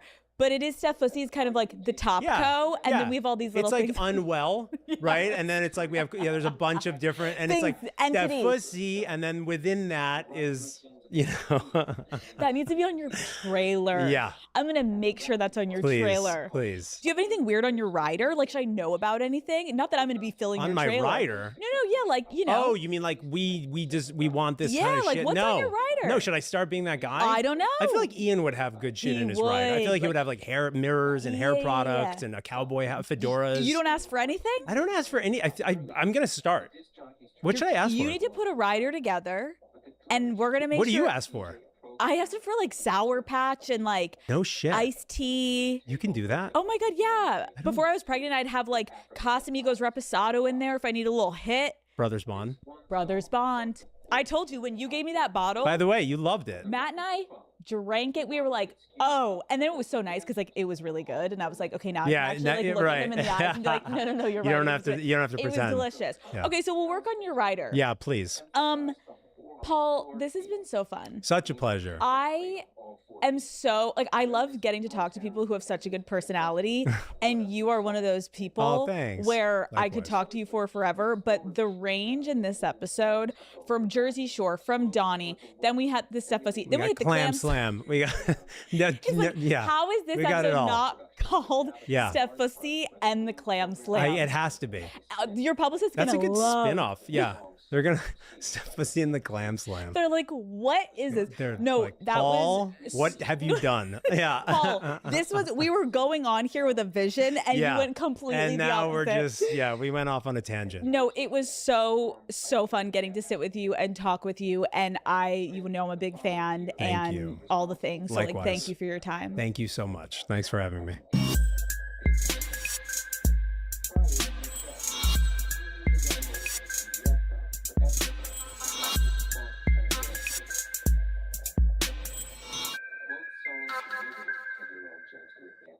Can you transform a truck into something that turns heads without losing any of its capabilities? Normally when people think about building a truck, they always jump to the extreme. Too big of wheels and tires, too wide, too tall, hard to get in and out of, making it less of a capable truck and more of something to look at. In this video, we're gonna try and make something that still stands out, but doesn't make all those sacrifices. So we got this. And by no sacrifices, we mean none. Zero, zip, not a one. Whatever this truck could pull, however far this truck could go, whatever this truck could do stock, it's our goal to take away none of those capabilities, only to make it look significantly better. Let's figure out if this is possible and take a look at the stock truck we got. So we're starting out with this bone stock 2019 Ram 1500. Now it is the Sport, so it's got the color matched bumpers and the grille and all that, and it already has been tinted. Other than that, it's a bone stock boring truck. So now that you know the truck we're working on and the goal we have for it, it's time to pull it into the shop and get to work. All right, we're gonna start under the hood because right now everything's easy to get at, which means cold air intake and our pulsar tuner, because this goes under the hood as well. Normally we do some sort of gimmick with these builds, right? We're gonna try using cheap parts, or we're gonna use the most expensive parts. We're not doing either on this truck. We're gonna use the best quality. Maybe it will be the most expensive. It definitely won't be the cheapest, but it might not always be the most expensive. It's just gonna be what's best for the truck in general. Good brand name products that we're gonna trust to use, that we know aren't gonna cause issues down the road. So first things first, cold air intake. We're going with InGen for this build, so let me get it out of here. It's a cold air intake. There's not a lot of parts and pieces, but it is a sealed box unit. Now, we used this a few months ago when we built Tyler's Silverado. If you haven't seen that video, it's on our channel. And we were really impressed with the quality of the intake and how it helped the truck perform. So that's what we're gonna do with this Ram as well. And then we're pairing it with the Pulsar. This bad boy is actually gonna plug right into our ECU, but it's gonna leave no trace of being tuned, so that when you take it to the dealership for warranty work, they won't even know it's in there. Not the cheap parts, not the most expensive, but brands we've used, brands we've grown to trust, and we know are gonna work well in this environment. So, oh, I should probably look at the instructions before I get too far here. Oh, I feel like the hose clamp's got plenty of room. Good Lord. We do need to swap our grommets over. Throw a little lube on them. Ah, ta-da. And it just snaps in the factory spot. There she goes. That easy. All right, guys, so like I mentioned, for the tuner, we're going with the Pulsar. This is gonna be a direct plug into our ECU under the hood. It works all on its own. You don't need anything else, but we got the power pack. So we're gonna actually pair it with an Insights, CTS3 Insight from Edge here, so we can monitor everything. The Pulsar, as it sits, you can actually use your steering wheel controls and change everything with your factory controls. For the ease of use of who we're building this for, in the first place, we're just gonna use the monitor system. That way you don't accidentally put it into tune mode or anything like that. It's all through the Edge monitor. Plus, it's a lot of cool gauges you get to look at. So that makes it even more fun.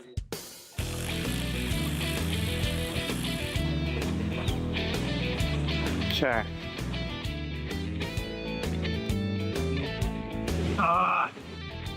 It's this simple. We line them up, our tan matches our tan, our gray matches our gray. They click together. And then our hardware, our mounting, our replacement mounting hardware that came with the Pulsar is gonna hold everything together.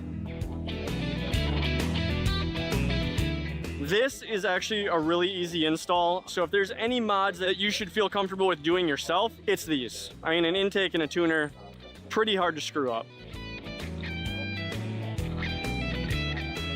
All right, that's gonna wrap up our under the hood projects, which means we can move on to under the truck stuff, like our lift kit and our exhaust that we're putting on. So what we've got here is a 3-inch lift kit from a company you probably haven't heard us talk about in a while, and that's Skyjacker. Why am I using a Skyjacker lift on a 2019 Ram? At 3 inches of height, there's not a lot of options for these trucks.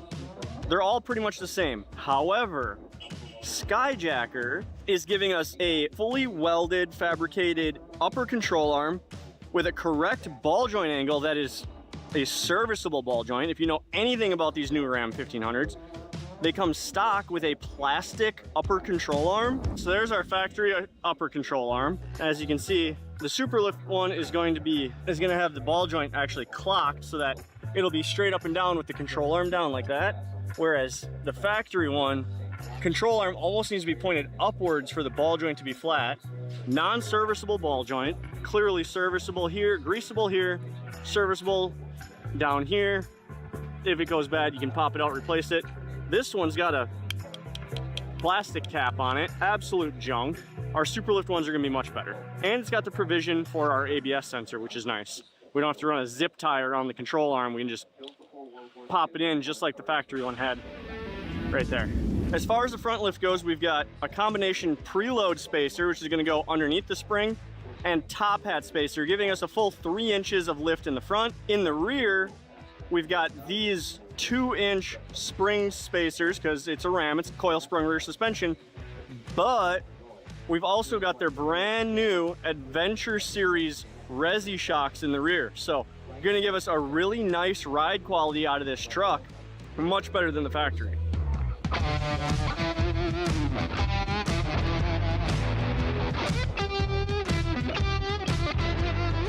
Oh, Rams, you gotta take so much apart too. Few parts, but it's actually kind of a complicated lift. I wouldn't recommend actually putting this one in on your own because it's got the preload spacers, means the strut's got to come apart. That requires specialty tools. You don't want to use the do-it-yourself kits you can get at the auto parts store. You want professional tools for this. So this is the one thing where you're probably gonna want to take it to a professional. All right, that's it for tearing down the front end. We've got the struts out, but next step is gonna be taking these apart, putting the preload spacer in, and then getting our top strut hat bolted onto this, and then we can actually start putting this back together. It's going pretty quickly.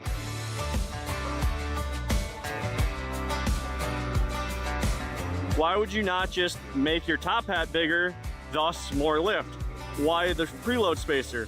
The reason for that is if you add too much height to here, your ball joint angles and your CV axle angles are gonna be past their operating range. So you're gonna put too much stress on those components. So what we do instead is they put a preload spacer in here. Now what this is gonna do, it's gonna preload the spring in here with more tension, and the spring will have less sag in it because it's got the preload on it, giving us a little bit more lift when it's put back into the truck. So you're not gonna notice a ton of ride quality difference, but it will be stiffer up front. We gotta get her in and get her started. This is the fun part. This is usually a 2-person process.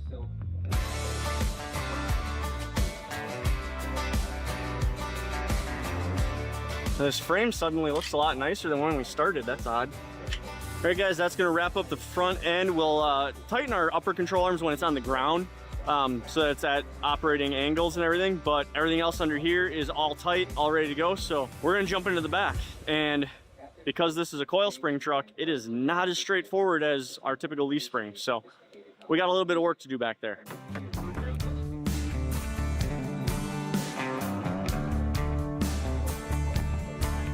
Now, when it comes to the rear suspension, if you guys don't have a Ram, you're going to be dealing with leaf spring suspension in the rear and not coil springs. So it'll be a little easier because all you'll have to do is add a lift block, U-bolts, and rear shocks instead of having to do everything we're doing right now. So remember, this actually might be an easier install for some of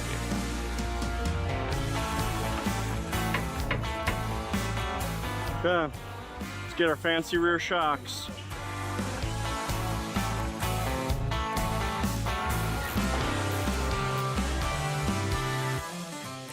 That's gonna wrap up the lift kit. Things like the track bar and the rear trailing arms get tightened up while the truck's on the ground. And we've got a lot more stuff to do with the truck in the air. But as far as the lift kit goes, we're done. So we've got bump stop spacers back here, coil spring spacer here, and our new Skyjacker Adventure Series Resi shocks right here. All of this stuff, guys, is just bolted in. We didn't modify anything, so this could all come out and the truck can go back to stock. I guess we can run up front and show you what's going on up there too. Just kind of recap what encapsulates this lift. Bailey's got to get out of my way first. All right, so again, up front, we've got our new Skyjacker upper control arms, greasable ball joints, fabricated control arm, way better than the stock crap.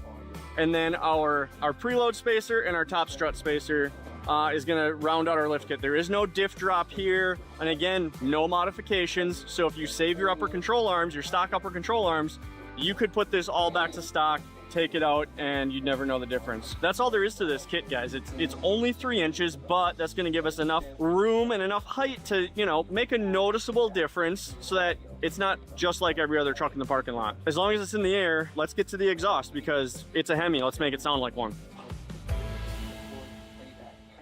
All right, guys, so we got the exhaust all laid out, and we are going with AWE again on this truck. We use these guys time and time again, and there's good reason behind that. It's a high-quality exhaust. At the end of the day, it's U.S. sourced stainless steel, mandrel bent in the U.S. exhaust. Their muffler 180 technology just blows my mind every time. It has a great sound output and no drone at highway speeds. This kit, we opted for the chrome tips, and every exhaust comes with a blow pop. So like, why would you not buy it just for that? Anyway, we're gonna rip out the stock crappy exhaust and put in this beautiful stainless 3-inch and make this Hemi sound like a Hemi.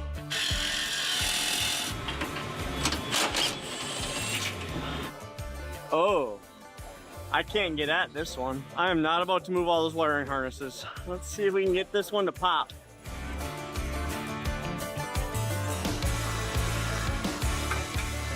You think it still needs this broken ground strap? It's in great shape. I need my lube. Come on. There she goes. All right, guys, so the exhaust is wrapped up.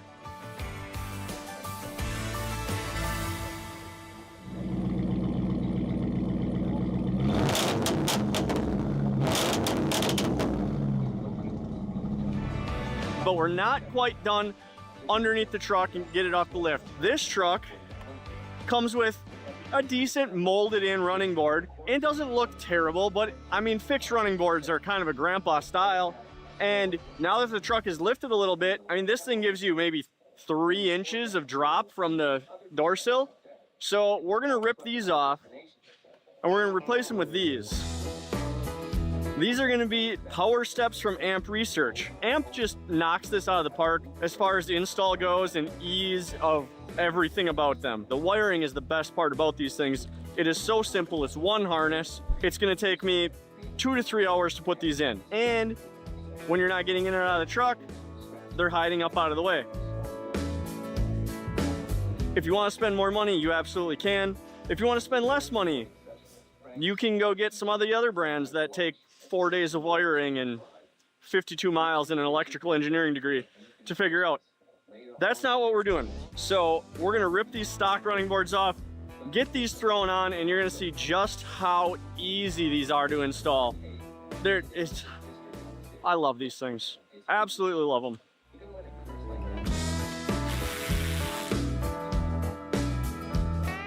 All right, guys, we got our brackets on, but clearly our running board is not gonna clear our lift arm as we're sitting, which means we need to put it down on the wheels. So let's take a look at those because we're not putting it back on stock wheels.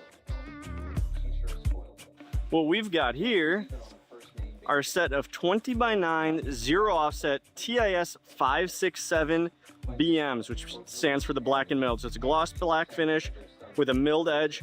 And these are exposed lug, but they're also dual drilled. Look at that. You just cover up the ones you don't want to use.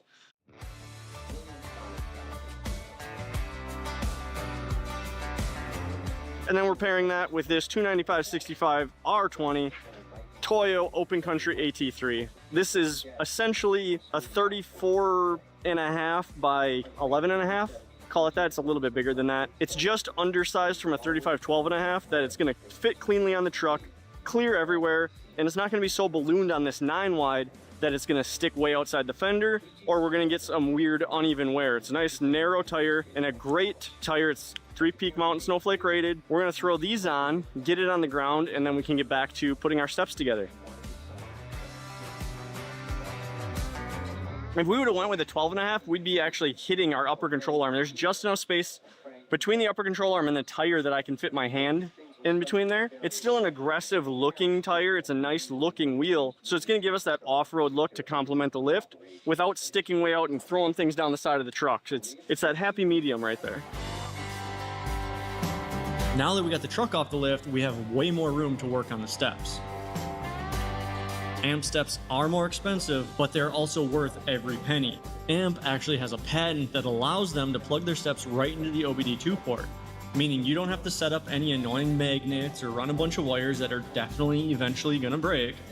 They're just plug and play, making a step install go from like 42 hours to less than 4.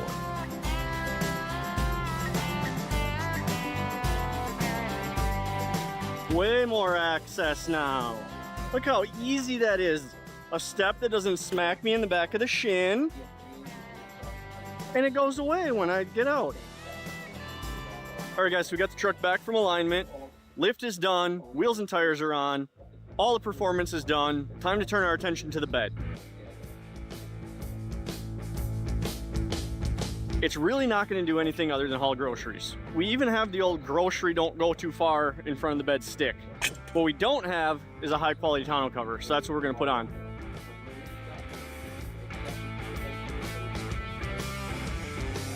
We're going to use the MX4 from Back Industries. We're not going to do a roll up on this one. We could, but we live up north where snow load is a real thing and a hard tonneau cover makes a world of difference.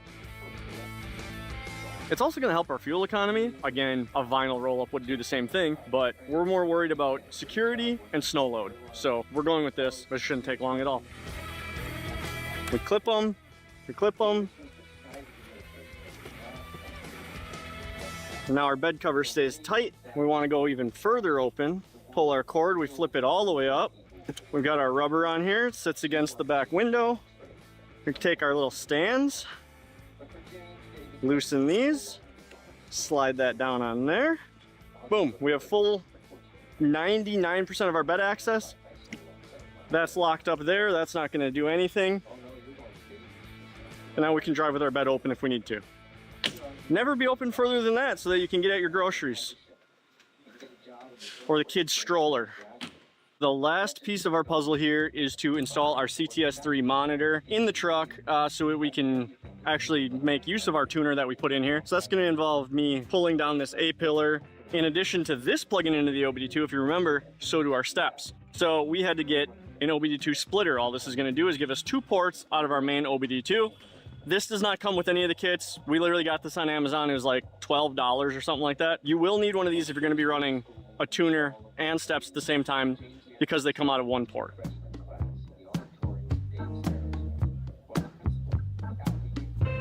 Boom. Done.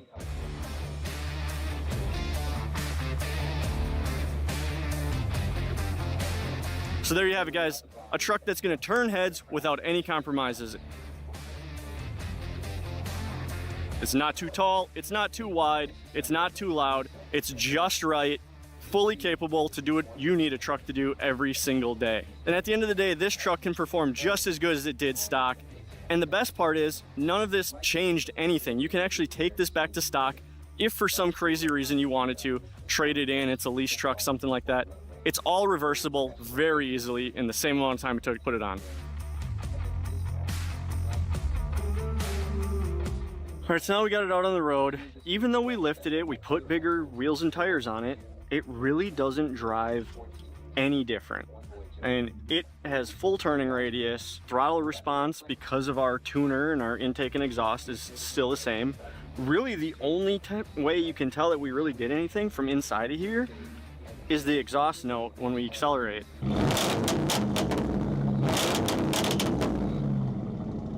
Other than that, I mean, this thing drives just as good as it did stock. There's no excessive road noise from the tires because they're not sticking way outside of the fenders, and we didn't do anything aggressive as far as tread. We got a good all-season tire that's inside the fenders with a good wheel that just looks better than the stock one. So drivability, it's great. It's actually, the MPG, the average, is going up the more we drive. So I'd call that a win. In better news, even if you don't have a Ram, this is easily replicable if maybe you have a Ford.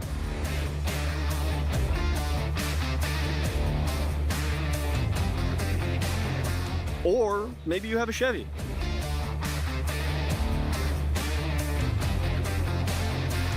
All the parts are available for all the big 3 trucks right here at CustomOffsets.com.